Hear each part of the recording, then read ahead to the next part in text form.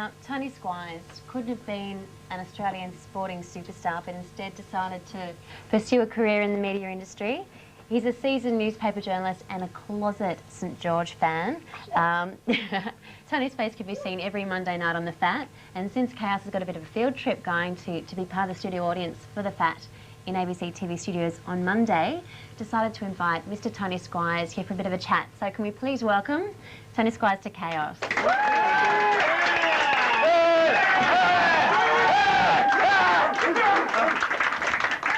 Thank you. Fabulous. Bit of a...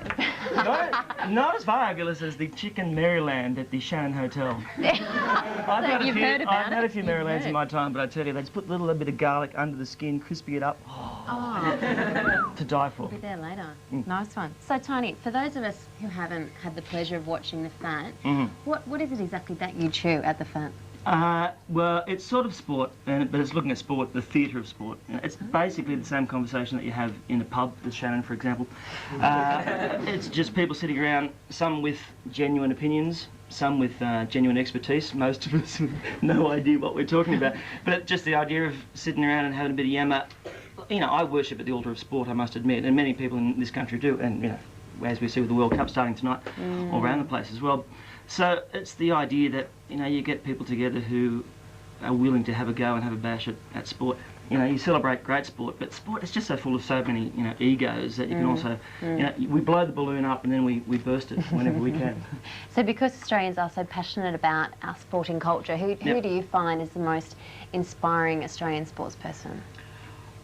Look, I'm big on Steve Waugh, not least because of his ability to, you know, turn on the mental disintegration, i.e. sledging. and you know, I learned that they're very, very rude at what they do, and Warnie basically is, you know, he just calls people clowns. It doesn't actually, it starts with C, but it's not clown. Cartoons. Yeah, funny clowns, and doesn't start with F either. That's apparently the level of the sledging. I'm not a huge fan of that kind of thing. But I just love Steve Waugh. You know, that you see him go out to bat, and even if you're not a huge cricket fan, that steely determination and all that kind of cliche stuff is there. And I really admire that level of you know, skill. But also, I think he's probably not the most naturally skilled player. Sure. But he's just, you know, self-determination. Self-determination. How about you? Me, you don't like sport, do you? No, I do like sport. I was a bit of a sporto in my high school days when you were in that. I was a netballer. Oh, yeah? Bit of a netball career. Bad for your knees, netball. Very bad for knees. Did you have any knee injuries?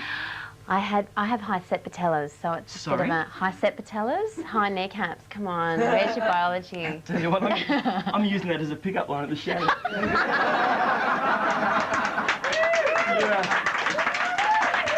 I tell you, you have, what is it again? High set patellas, kneecaps. Right. Anyway, enough about my sporting injuries. All right. Okay. I heard a funny story about one of your sporting injuries. Oh yeah. What's that? Well, I don't know. Tell me about it. Bit of a celebrity sporting match, perhaps. No. I snapped my Achilles tendon. Is that the one you're talking about? And I did it on the Gabba.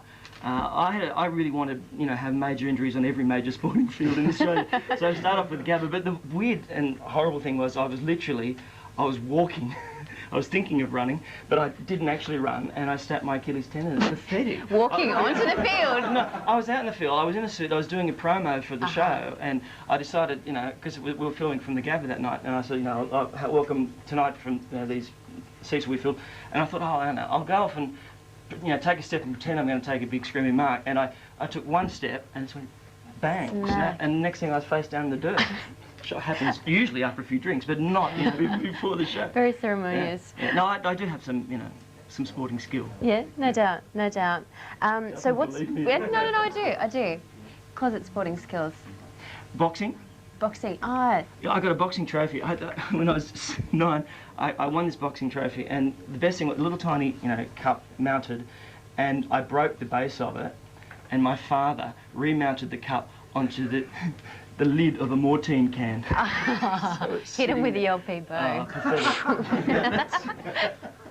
But I had it much bigger than I am. Oh, that's a shame. You're only boxing trophy and it gets smashed. Yeah, no, but no, actually, what it showed to me was that his passion for sport, you know, i.e. that he needed to remount it and have it sitting up there in the thing, whereas I could have probably let it go. But since Dad wouldn't let it go, I've subsequently never let it go. I wanted to know, you obviously have had a lot of exposure to some sports. So what's like the weirdest, worst sport you've ever seen? Well, I love that one, the Afghanistan one, where they drag the sheep carcass around between horses. Well, you know, it's not a real spectator sport though, really, is it? Sort of blood and guts flying off from behind the horses. And how is that not spectator? it just seems weird. Eric Campbell, the ABC reporter, came back at you know, when all the stuff was going on over there, and I guess that interest in what's going on in Afghanistan, and it was also featured, I think, in one of the Rocky movies from memory, or it might have been First Blood too.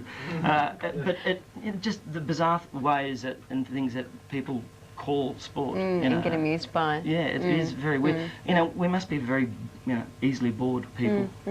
Which brings us back to television, really, doesn't it? Yeah, so, apart from obviously the fat and chaos TV, what do you think's lacking in Australian television at the moment? Well, what's lacking in this room, obviously, is a spa bath and the ability to vote each other off. You don't like reality TV?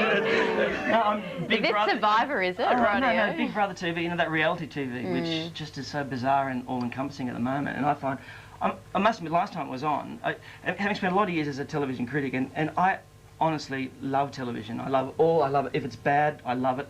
If it's, you know, shocking, I like it even more. B-grade-tastic. Yeah, I know. It is good fun to watch that kind of stuff. But I got really into the last Big Brother at the end, and I think it's the same thing. It's law of diminishing returns. When there's a lot of people in the room, it was kind of just interesting. As the psychological experiment becomes more intense as there's fewer people. So, you know, it's television at the moment, it's being done cheaply. Nobody's willing to spend any money. This kind of stuff, you don't have to pay for stars. You build them. You manufacture celebrity, which is what the current thing is at the moment, which I find a little bit dodgy. But still, you know, that's what's happening in TV. So what are your thoughts on this sort of TV environment where it's all community-based, sort of chaos, literally, TV? Oh, look, I think it's brilliant. I love the fact it's very much like the ABC, you know, with there's technical problems and somebody comes in with a bike helmet and says, and then basically the solution is you forgot to press play and record at the same time. It's all about timing. It's about timing, isn't it? But, you know, it's the same thing at the ABC. I haven't seen a great deal of community TV. Just from the experience tonight is that, you know, the community is not just the community you serve, but the community that creates a piece of television. Wherever you work, I think the best thing is to create community. And, you know, the FAT is a really good community to work on.